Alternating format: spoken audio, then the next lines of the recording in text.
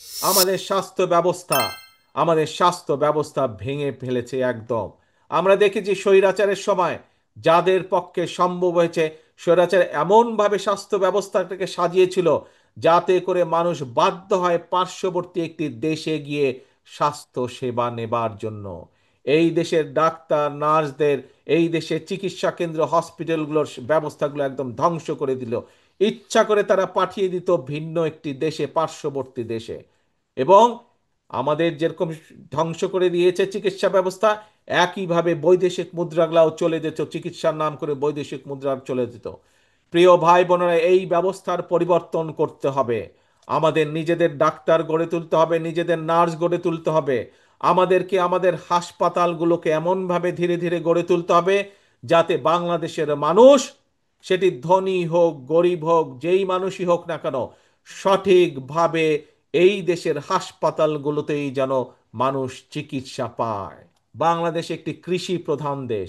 এই রাজশাহী মহানগরী বা এই রাজশাহী জেলা, এই রাজশাহী বিভাগ, আমরা দেখেছি কিভাবে ফারাক্কার কারণে আজ পদ্মা নদী শুকিয়ে যাচ্ছে।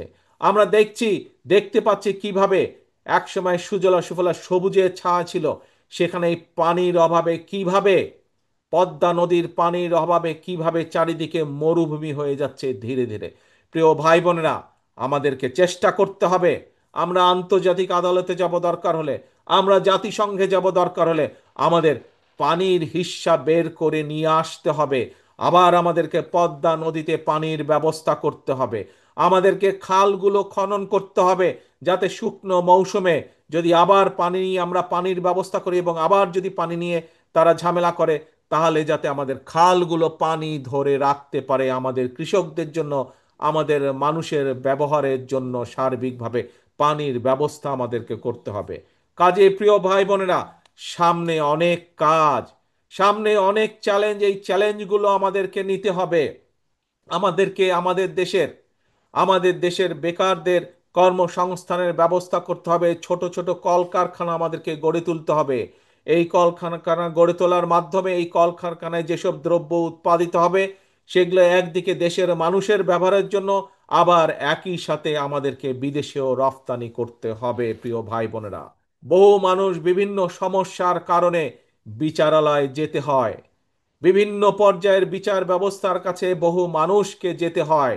সেটি জমির সমস্যা হোক, বিভিন্ন বিষয় সমস্যা হোক, পারিবারিক হোক, সামাজিক হোক, বিভিন্ন ব্যবসা। কিন্তু আমরা দেখছি কিভাবে বিচার ব্যবস্থার জটিলতার কারণে, দীর্ঘসূত্রিতার কারণে বছরের পর বছর সাধারণ মানুষকে কোর্টের বারান্দায় ঘুরতে হয়।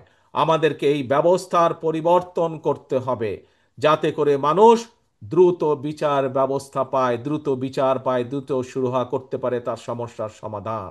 আপনাদের সামনে আমি এরকম কতগুলো চ্যালেঞ্জের কথা আজ তুলে ধরেছি। এরকম আরো বহু চ্যালেঞ্জ আছে আমাদের। এই চ্যালেঞ্জগুলো আমাদেরকে মোকাবেলা করতে হবে। কৃষির চ্যালেঞ্জ আছে, কৃষকদেরকে সঠিক সময় বীজের ব্যবস্থা করতে হবে, কৃষকদেরকে সঠিক সময়ে আমাদের সার পৌঁছাতে হবে, কৃষির উৎপাদন আমাদেরকে বাড়াতে হবে।